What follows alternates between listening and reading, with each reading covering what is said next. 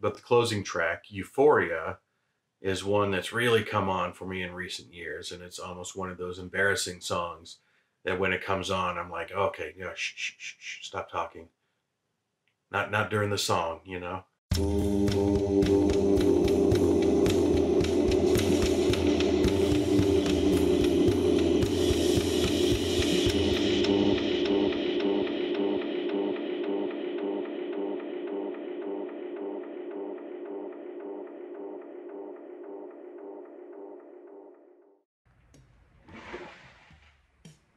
Hello VC, Plastic Eric here, Plastic Soundwave Cult, here for another amazing edition of Collection Connection, the game that's just an excuse to talk about music.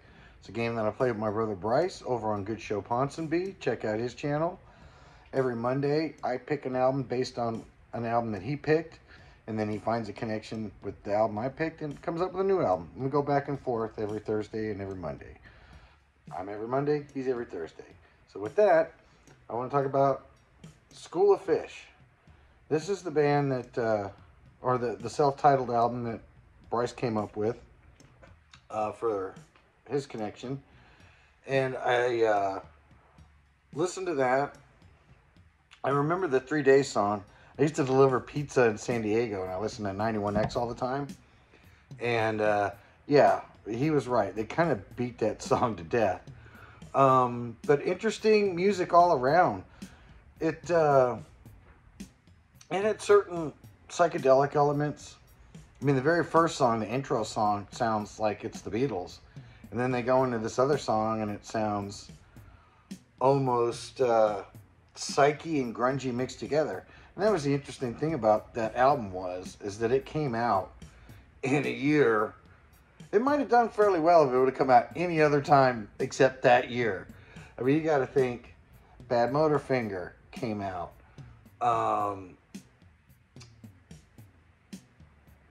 Nirvana came out that year. 10 from Pearl Jam.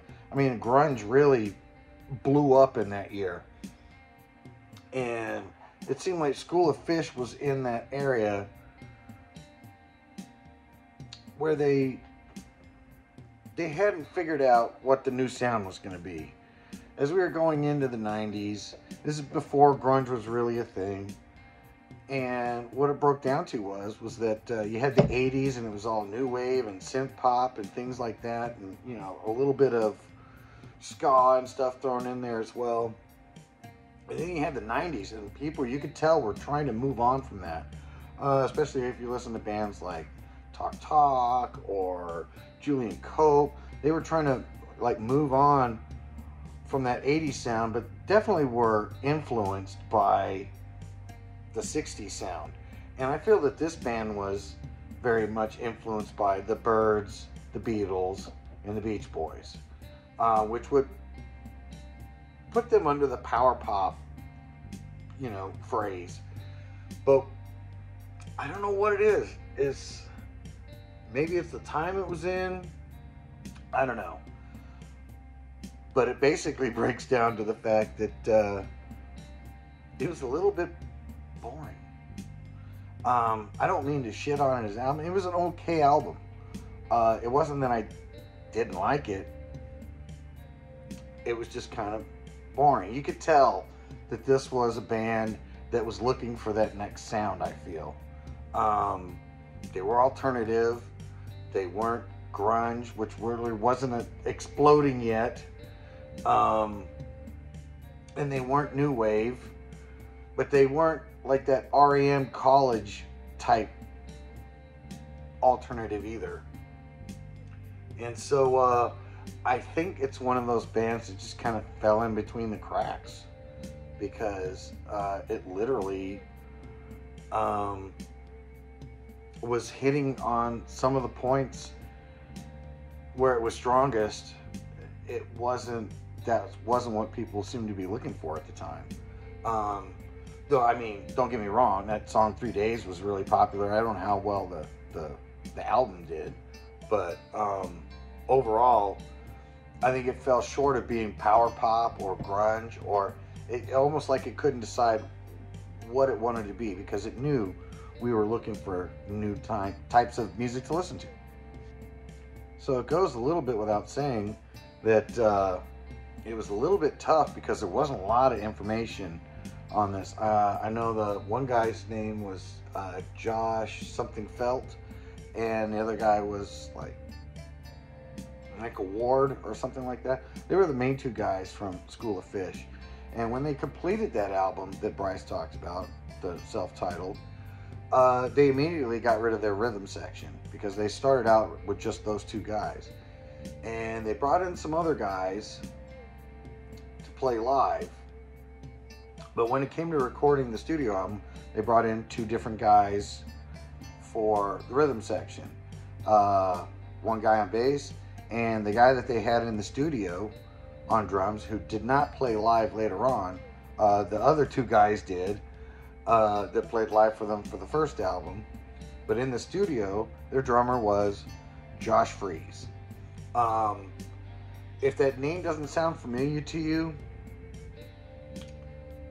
you can kind of think of him, the way I think of Josh Freese is the Kevin Bacon of music. I mean, he's worked with everybody. Sting, Sublime, 9 Inch Nails, A Perfect Circle.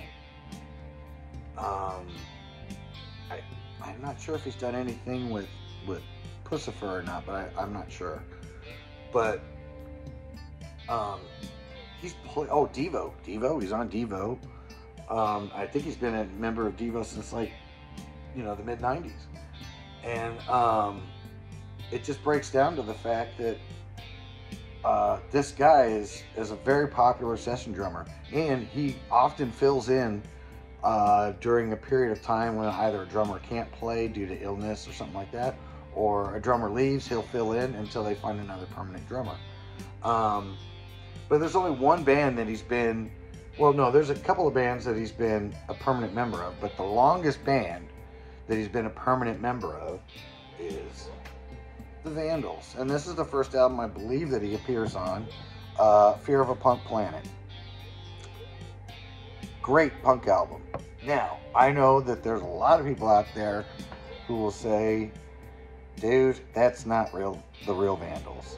I can think of one guy who's going to say that right off because it doesn't have Steve-O on it. This has Dave Quackenbush. He became the singer after Steve-O left. And then from that point on, it was Dave Quackenbush was in. They did like some weird cowpunk shit for an album called, it wasn't Licensed to Ill, but it was something like that, but that's where the song, I believe, Lady Killer, they did like a cowpunk version of Lady Killer off of that. But this was the first album that they had that still had Joe Escalante, who's the only founding member as far as I believe. And their guitarist, Warren Fitzgerald, is really good. Joe Escalante is funny. He started off on drums and now plays bass. And then you got Dave Quackenbush and then Josh Freese on drums. And I didn't know shit about this band until I saw them. They were the opening band for the Buzzcocks. And I saw the Vandals.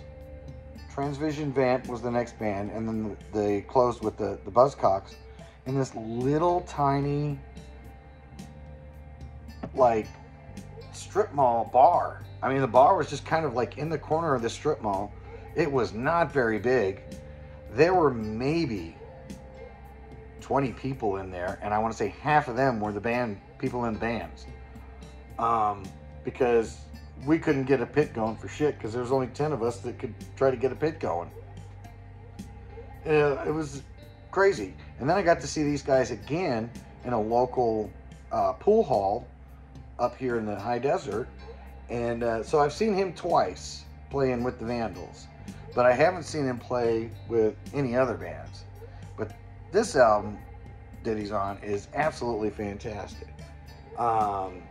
Pizza Tran, Pong, The Rog. God damn, there's so many good songs on here. It's just really hard to see what the titles are because they put it in purple. My favorite song on here, I think, is The Day That Farrah Fawcett Died, which is really weird for me because they put out that song years before she actually passed away. Which she famously passed away on the same day that Michael Jackson passed away. And I always wondered if these guys, when she died, if these guys in this band pulled that song out and was like, wow, kind of called that all that time ago. You know, I mean, obviously she's going to die eventually, but you know, the Vandals are known for being pretty jokey. They'll cover tough subjects, but they'll totally make fun of it at the same time. And so some of their earlier stuff, if you go into like When in Rome, Do as the Vandals and Peace Through Vandalism, those guys really touch some touchy subjects. A little lighter on this one, but still it's great. It's got Pong on here and everything, and oh, and it's got a great hidden track too, The Phone Machine. So yeah, I am like so far over my time and talking and yammering on. I think I'm going to cut it off here. I'm going to say, when I listen to this stuff, it's not just about the music, it's about seeing him live and knowing that he's done so successfully, even though he probably has zero clue who I am, which I can guarantee that for a fact. Even though I've seen him up close. I mean, both times I saw him play, you could literally just walk up to him and kind of pat him on the head. That's how small the venues were. Yeah, with that, it's not just about the music, and I'll see you next time. Bye!